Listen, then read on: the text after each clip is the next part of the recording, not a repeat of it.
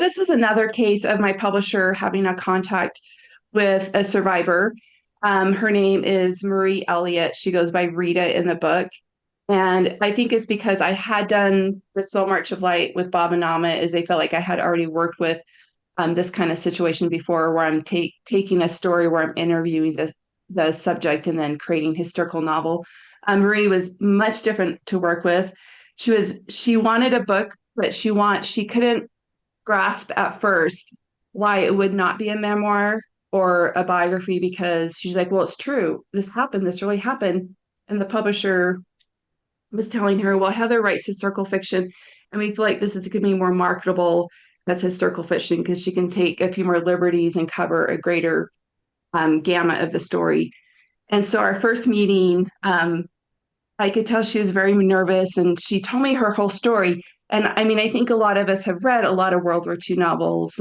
There's amazing ones out there. There's ones that have won Pulitzer and have been made into movies. And so I've been reading World War II fiction probably for, I don't know, probably 35 years. And I thought I don't want to write World War II fiction because it's been done and it's been done well. And anyway, so when I went to this interview with her, I was just astounded. I think I literally had my mouth open. You know, you hear that in you know, the cartoons and stuff with their mouth drops open. But she was telling me all this stuff about Indonesia during the war, not only before, but after the war, what happened with the Indonesian national uprising and how the Dutch were still contained in their camps. And anyway, so I just was like, I have never heard this. I'd read Unbroken, I read A Town Like Alice, I'd seen some movies and some different things on it, but I never heard of specifically Indonesia, what had happened in Indonesia. And 4 million people died in Indonesia.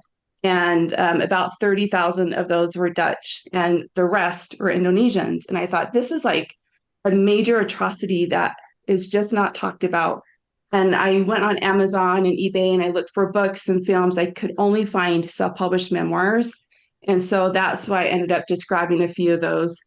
But still, Marie did not. So this is August of 2021. She signed the contract like January 30th of 2022. So she was thinking and taking her time.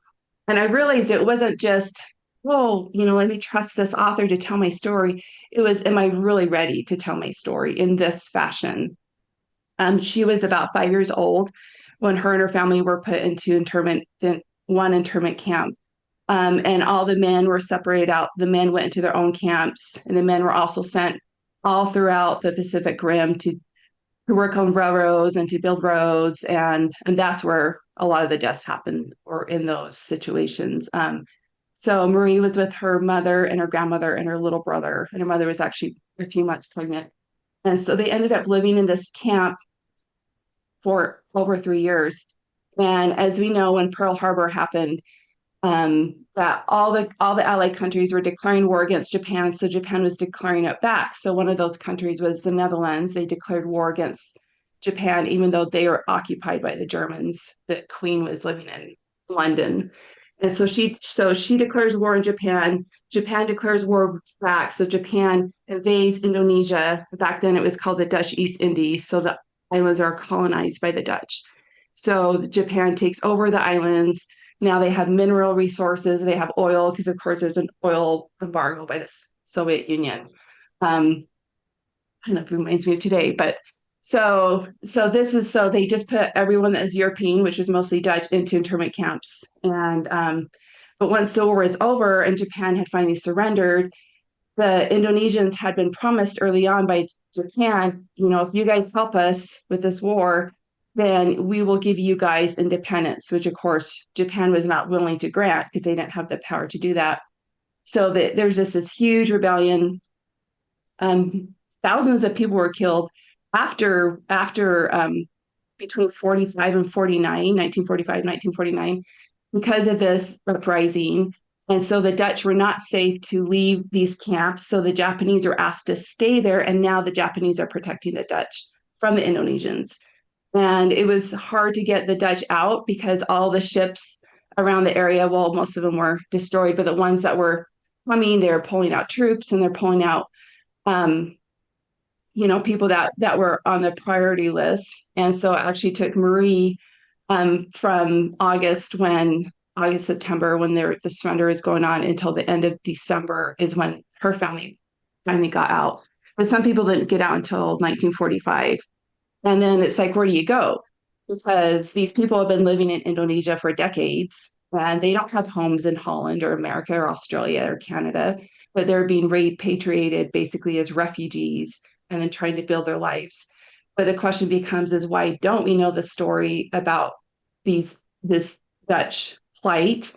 And one lady told me that her mother or her grandmother that had been in the camps went back to Holland, and they're like, well, we don't want to hear your sob story because we've been occupied by the Nazis for 3 years. So just get a broom and go to work. And that's what they did, is they just went to work and they put the past behind them. So I'm actually currently working on edits for my next historical novel. It's another World War II novel, strangely enough, but it's about a woman named Nancy Harkness Love, who was an aviator in America. She was the director of the WASP, which was the Women Aviator Service Pilots. And they are the women that would ferry the warplanes from the manufacturing plant to the air bases. And this saved the military thousands and thousands of hours and enabled the men to then train and go fly combat overseas. And so it was this huge group of women, several hundred women got trained and qualified. And so it's really Nancy's story. It's going to be called Lady Flyer.